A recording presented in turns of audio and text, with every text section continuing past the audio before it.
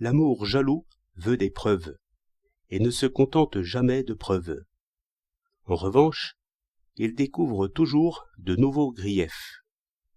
Ainsi vont les passions. D'amour ou de haine, elles font toujours haine et malheur. La paix ne s'arrange point de ces sentiments vifs. Il y faut assez d'indifférence. Celui qui enquête et interroge, cherchant et éprouvant ses vrais amis, n'aura bientôt plus que des ennemis. Un homme passionné et même un peu fou me posa un jour une question, afin de décider, d'après ma réponse, si nous resterions amis.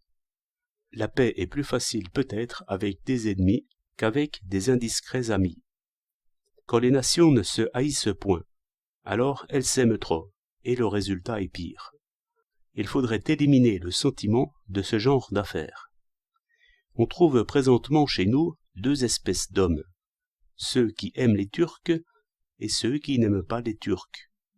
Suivent les preuves qui sont toutes bonnes ou toutes mauvaises, comme on voudra. Mais ne peut-on vivre sans aimer ou n'aimer pas les Turcs? De tels sentiments, abstraits et réellement sans objet, sont au-dessous de l'enfance.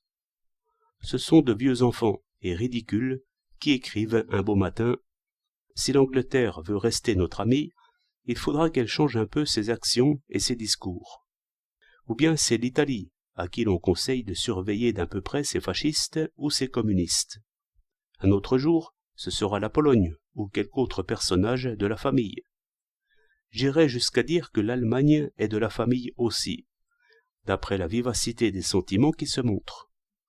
J'ai souvenir d'une grand-mère à moi qui se brouillait à mort successivement avec toute la parenté, non sans réconciliation, mais toujours défiante et armée, ce qui faisait un problème ardu pour les petits-enfants, qui, revenant à l'époque des vacances, ne savaient pas d'abord à qui ils devaient sourire et de qui ils devaient se détourner.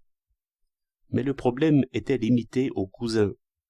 Ma grand-mère était toujours à l'égard des étrangers fort polie, et même autant que je sais, parfaitement équitable. Les nations sont à cette période critique où les sentiments et les intérêts se heurtent, comme on voit souvent entre frères lors du partage des biens. Il n'y a rien de plus simple, en général, qu'un partage selon le droit. Les intérêts transigent toujours. Mais si l'amour attend les égards, si le sentiment se mêle aux revendications, ce mélange rend insolubles les problèmes les plus simples. Avoir droit est alors injurieux. Ce rapport d'étranger à étranger blesse le sentiment familial, et la colère qui suit aveugle même sur le droit. En sorte qu'à vouloir mépriser la justice des marchés, on vient à ne plus pouvoir même l'appliquer. Chacun offre trop et en même temps demande trop. Amour engendre haine. Si les peuples pouvaient vivre ensemble, comme ces passants qui ne se connaissent guère, qui ne s'aiment point du tout et qui sont naturellement si polis, ce ne serait pas un petit avantage.